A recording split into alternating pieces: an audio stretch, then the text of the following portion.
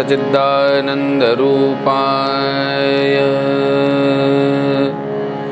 विश्वोत्पत्त्यादिहेतवे तापत्रय विनाशाय श्रीकृष्णाय वयं नुमः। गजाननाय नमः।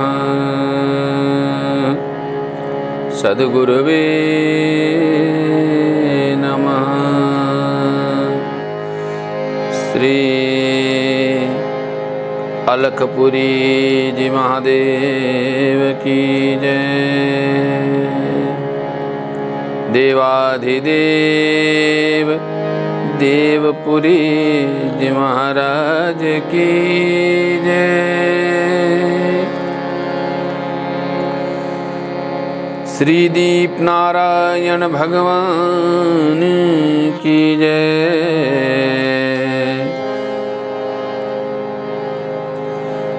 माधवानंद जी महाराज की जय। परमहंस विश्वगुरु महामंडलेश्वर महेश्वरानंदपुरी जी महाराज की जय। सत्य सनातन धर्म की जय। सभी ऋषि मुनि महात्माओं की जय। गौ माता की जय। गंगा मैया की जय। श्रीमद्भागवत महापुराण अथ अष्टादशो अध्यायः। मैत्रेय उवाच। इत्थं प्रतुम्बिष्टूय रूषा प्रस्फुरिताधरम् पुनराहवनेर्भीता संस्तभ्यात्ममानमात्मना सन्न्यछाभिभो मन्युं निबोधश्रावितं च मे सर्वतः सारमादते यथा मधुकरो बुधः। हे विदुर जी, महाराज पृथु के ओठ क्रोध से कांप रहे थे। उनकी इस प्रकार स्तुति करते पृथ्वी ने अपने हृदय को विचार पूर्वक समाहित किया और डरते डरते उनसे कहा, आप अपना क्रोध शांत कर लीजिए। मैं आपसे प्रार्थना करती हूँ, उसे ध्यान देकर सुनिए। बुद्धिमान पुरुष भ्रमर के समान सभी जगत से सार ग्रहण करते हैं। बुद्धिमान पुरुष सभी जगत से सार को ग्रहण करते हैं। अस्मिन् लोकेऽथवा मुस्मिन् मुनिभिस्तत्त्वदर्शिभिः दृष्टा योगा प्रयुक्ताश्च पुंसा श्रेय प्रसिद्धये। तत्वदर्शी मुनियों ने इस लोक और परलोक में मनुष्य का कल्याण करने के लिए कृषि, अग्निहोत्र आदि से बहुत से उपाय निकाले और काम में ले लिए। ताना तिष्ठति यः सम्य उपापायन पूर्वदर्शितान अवरः श्रद्धयोपेत उपेयान विन्दतेन जसा। अच्छा, उन प्राचीन ऋषियों के बताए हुए उपायों का इस समय जो भी पुरुष श्रद्धा पूर्वक भली भांति आचरण करता है वह सुगमता से अभिष्ट फल प्राप्त कर लेता है। पृथ्वी माँ महाराज पृथु को ये कह रही है कि भाई जो तत्व को जानने वाले लोग हैं उन्होंने इस संसार में, संसार के बाद जो कल्याण का आचरण है उसके लिए कृषि बताया है, अग्निहोत्र बताया है और भी बहुत सारे उपाय बताए हैं। जो लोग उनको श्रद्धापूर्वक सुनते हैं, समझते हैं और करते हैं तो उनको सुगमता से अभिष्ट फल प्राप्त होता है। यहाँ खाली कर्मकांड नहीं, कर्म योग भी बताया है। ताननादृत्य यो विद्वान रथाना रभते स्वयं तस्य व्यभिचरन् त्यार्था आरब्धाश्च पुनः पुनः, परंतु जो अज्ञानी पुरुष उनका अनादर करके अपने मन कल्पित उपायों का आश्रय लेता है, उसके सभी और उपाय प्रयत्न बार बार निष्फल हो जाते हैं। जो अपने मन कल्पित उपायों का आश्रय लेता है, तो प्रश्न उठता है किसके कर्म सफल नहीं होते, किसको अपने इच्छाओं के अनुरूप फल नहीं मिलता। उसको नहीं मिलता जो व्यक्ति पूर्व में बताए हुए प्रूवन एक्सपीरियंस्ड जो आचरण है, अग्निहोत्र है, कृषि है, और तत्वदर्शी लोगों ने जिनको स्थापित किया है, उनको जो मानता नहीं है और अपने मन कल्पित उपाय को आश्रय ले लेता है, तो उसके सारे एफर्ट और उनके सारे एक्शन के रिजल्ट व्यर्थ हो जाते हैं। पुरा सृष्टा होश धयो ब्राह्मणा या विषाम पते भुज्यमाना मया दृष्टा असदभिर धृतव्रते, कि ऐसे एक बार पहले ब्रह्मा जी ने जिन धान्य आदि को उत्पन्न किया था, पृथ्वी कहते हैं कि मैंने देखा कि यम नियमादि व्रतों का पालन न करने वाले दुराचारी लोग भी उनको खाते थे। ये अन्न को खाने का अधिकारी कौन है? जो यम और नियम का पालन करता है और जो सदाचारी है, सदाचरण करता है। यम क्या है जी? सत्य, अहिंसा, अस्तेय, ब्रह्मचर्य, अपरिग्रह, ये यम है। और जो इस यम का पालन करेगा उसको ये अन्न खाने का अधिकार है, नहीं तो बीमार हो जाएगा, मिठाई खा नहीं पाएगा, शुगर हो जाएगा, नमक नहीं खा पाएगा, ब्लड प्रेशर हो जाएगा। और आजकल तो जन्म के साथ में बच्चों को ऐसी है कि भाई एलर्जी है, चावल नहीं खा सकते। तो ये कहां से उत्पन्न हुई बीमारियां? दुराचरण से, यम और नियम को न मानने से उन बीमारियों का जन्म हुआ। और आप इसको अनसुना कर सकते हो, लेकिन अवॉइड नहीं कर सकते जो ये कहा गया है हमारे शास्त्र में। अपालितानाद्रता च भवद्भिर्लोकपालके हे चोरी भूते थे लोके हम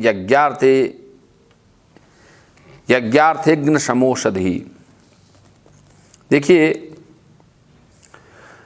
लोक रक्षक आप राजा लोगों ने मेरा पालन और आदर करना छोड़ दिया, इसलिए सब लोग चोर के समान हो गए। इसी से यज्ञ के लिए औषधियों को मैंने अपने में छिपा लिया।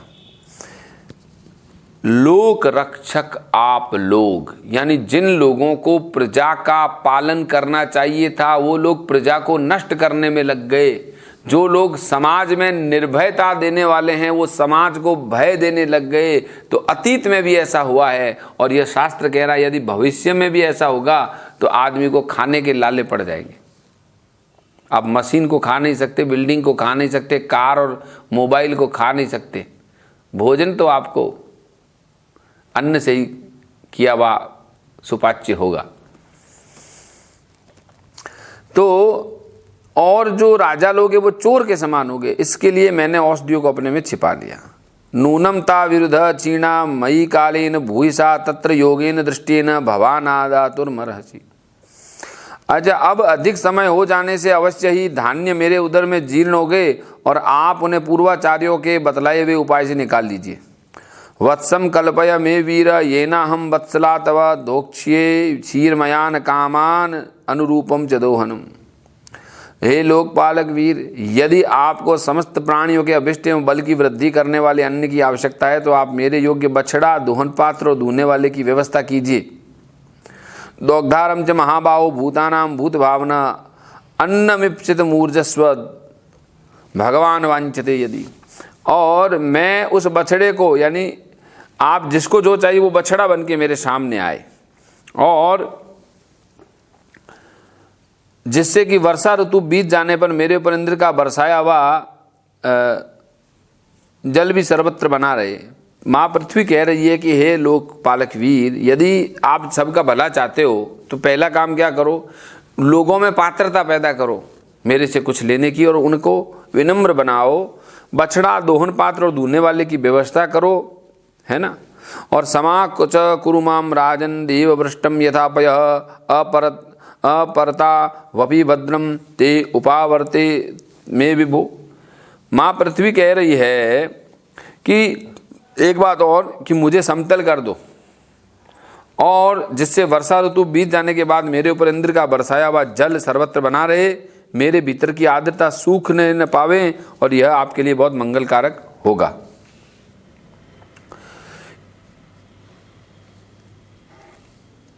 इति प्रियम हितम वाक्यम भुव आदाय भूपति वत्सम कृत्वा मनुपाणा वधु पाणाव दुहत सकलोषधि।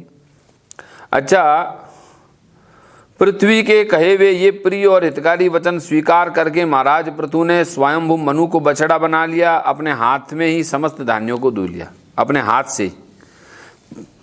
मनु है वो बछड़ा बन गए, और भगवान पृथु ने उसका दोहन किया। वैसे तो मनु कौन है? ब्रह्मा जी के बेटे हैं। पृथु कहाँ से आए? मनु महाराज के बेटे उत्तानपाद, उत्तानपाद के बेटे ध्रुव, और ध्रुव जी के वंश में अंग हुए, अंग के बेटे वैन हुए, वैन के बेटे। तो जो ग्रहण करना है वो ग्रहण की पात्रता आपके एंसेस्टर्स की ब्लेसिंग्स के बिना आपको नहीं होगी। तत्व की बात है, समझ लीजिएगा, आगे बहुत बड़े रहस्य बाकी है। तथा परे च सर्वत्र सारमादते बुधा ततोन्ये च यथा कामम दुदुहु पृथु भाविताम।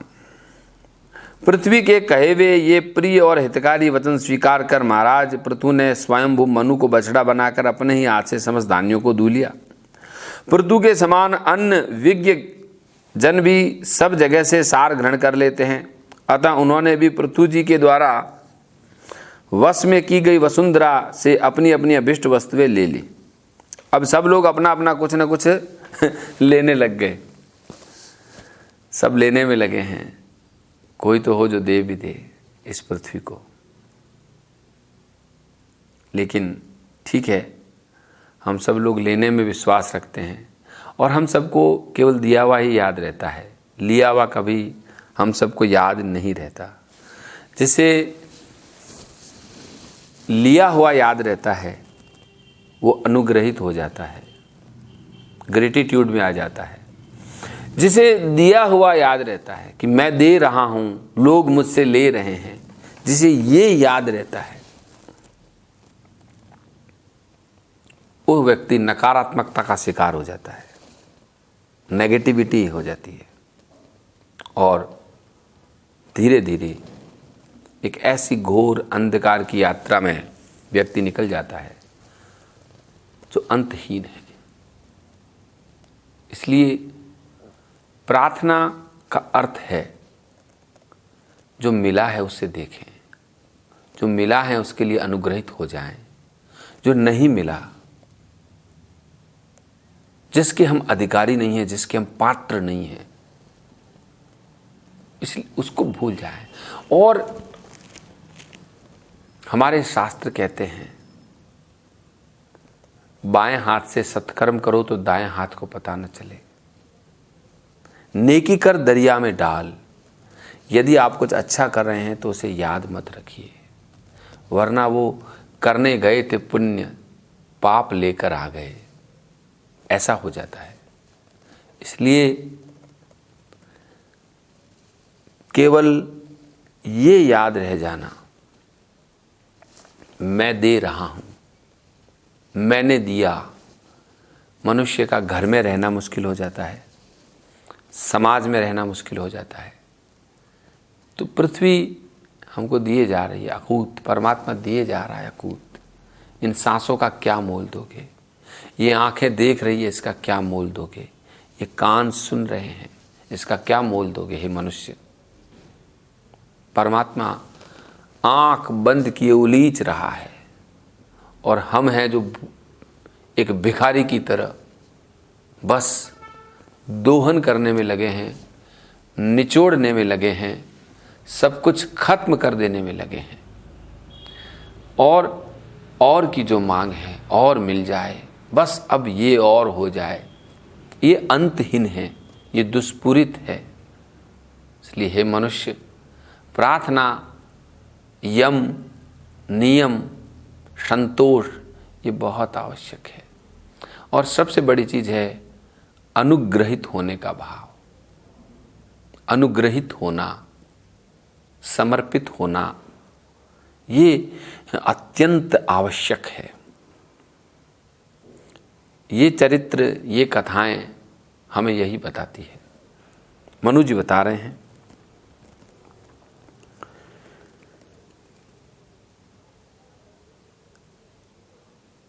ऋषियो दुदुहुर्देवीर इंद्रियेष्वत्थ सत्तमः वत्सम बृहस्पतिम कृत्वा पयश्छंदोमयम शुचि। मनु जी को बछड़ा बनाने के बाद पृथु के लिए सब अन्य विज्ञ लोग भी आ गए, और लोग भी आ गए, और उन्होंने भी सार ग्रहण किया। पृथु जी के द्वारा वश में की हुई वसुंधरा से अपनी अपनी अभीष्ट वस्तुएं प्राप्त की। बृहस्पति जी को बछड़ा बनाया ऋषियों ने। वाणी, मन और श्रोत्र रूप पात्र में पृथ्वी देवी से वेद रूपी पवित्र दूध का दोहन कर लिया, यानी वेद का दोहन किया। किसने? बृहस्पति जी ने और ऋषियों ने। बछड़ा बने थे बृहस्पति जी और बाकी सब बन गए लेने वाले। वो बछड़ा ऐसा नहीं कि खुद पी रहा है, सबको पिला रहा है। एक बार क्या होता है, बछड़ा अगर माँ का स्तन ले लेता है गाय का मुंह में, तो गाय उसके बाद में दूध देती जाती है, वो सोचती है मेरा बच्चा ही ले रहा है।